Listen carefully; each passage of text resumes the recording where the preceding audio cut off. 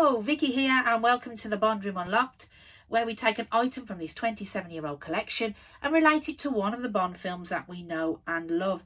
And if you haven't already guessed, then today we'll be looking at clowns and how the film Octopussy merged the clown into the action of the film. We'll also be hearing from 3 fans and their favourite film and TV clowns too. But first, where do clowns originate from? Now, they go right way back to ancient times, but they're not the clowns that we associate with today. They had more of a spiritual meaning. An American sociologist, Peter Berger, said they were part religion and magic. Now, Joseph Grimaldi was the very first clown that we recognise in a recognisable form, with the makeup and the bright coloured costumes, and he was the first person to wear the Harley Quinn costume, which I'll come back to a little bit later on. Now, we have a very, very special guest who wants to tell us about his favourite clown. Good evening. My favourite clown? Well, it has to be Sir Herschel Schmeichel Pincus Euruchum Krustowski, otherwise known as Krusty the Clown. Well, cynical, burned out, addicted. The parallels with Bond are unnerving. I had my own spell as a clown some 40 years ago, somewhat polarizing among the fandom, but, well, I enjoyed myself. Hope you did too. Good night. It's uncanny.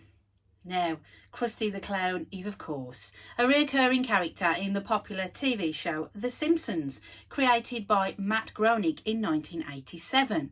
The interesting thing about Krusty is that he has his own TV show within the TV show called The Krusty Clown Show, and he's very much in and out of show business. And for me, that sort of is similar to Bond. He's always resigning, but he's always returning. Take a memo, please, Moneypenny. Ready, James. Sir, I have the honor to request you will accept my resignation, effective forthwith. Then you have my resignation, sir. We're not a country club, 007.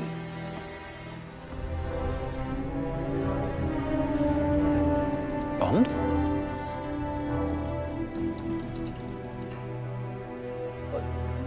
What are you doing here? Good morning, Q.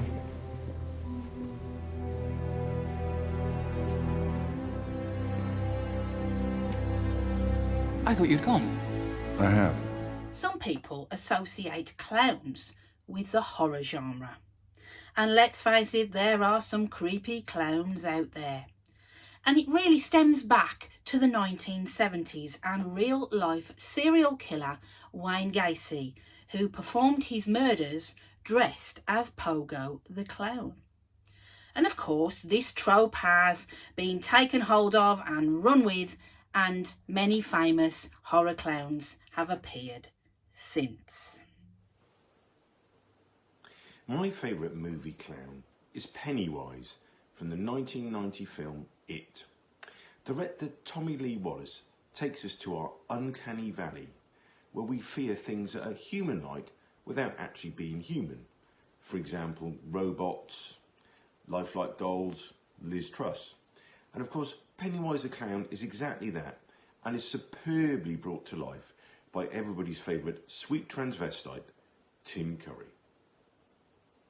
Pennywise is a fantastic carnation of an evil clown, and the 1990 version of It no doubt troubled all of us who are old enough to remember it on the TV. Tim Curry, But still, in recent years, there has been a remake of It in 2017 and this part 2 in 2019, with Bill Skarsgård taking on the role of the shape-shifting clown.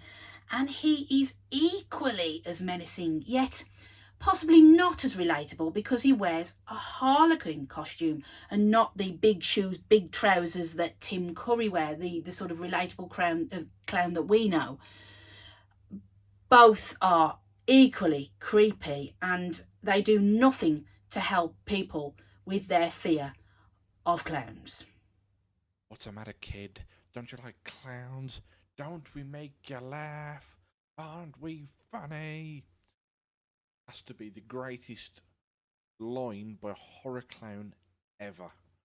Sid Haig, who plays Captain Spaulding in A House of a Thousand Corpses and Devil's Rejects, is an absolute horror clown icon in my opinion.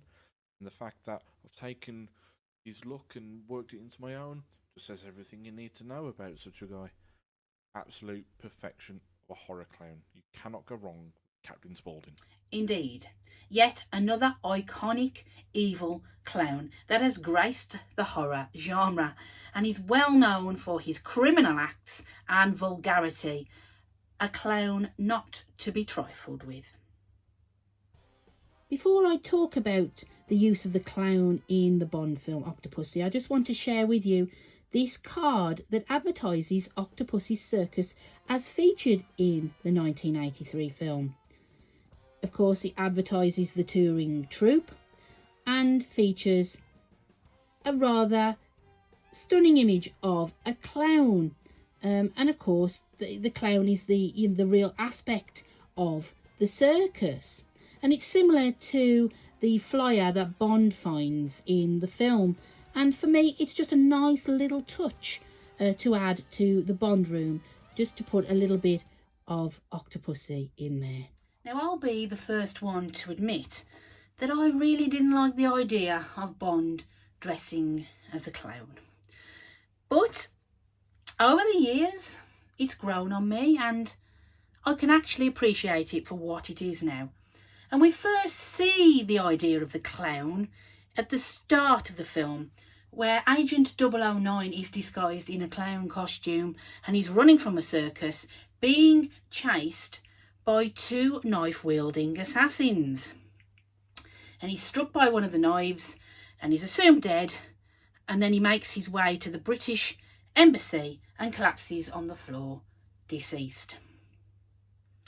It's quite a dark moment in the film, and there are a few of them across the franchise, but this is one of the ones that sticks with me. There's something quite raw about seeing this clown being brought down by these assassins. It's just not something that we associate with clowns. And of course, Bond gets his revenge for the death of 009, and he, takes down the knife-wielding Mishka and Grishka. But also in the film, Bond is also disguised as a clown, which he uses to infiltrate the circus and defuse a great big bomb. Now, ironically, Bond is at his most serious in this scene, but he's dressed as a clown, and the juxtaposition between the situation and how he looks is just bizarre. But it works. It really does work for me. Didn't start off with, but I understand it now and it works. And I just think it just makes the scene just more intense.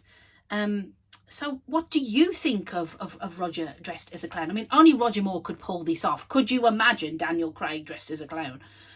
But what are your thoughts on the whole clown situation, or Roger dressed as a clown? It would be great to hear your thoughts. Please comment below.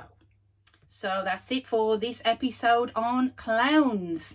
If you have enjoyed it, then please don't clown around. Give it an MI6 stamp of approval and click on the notifications below.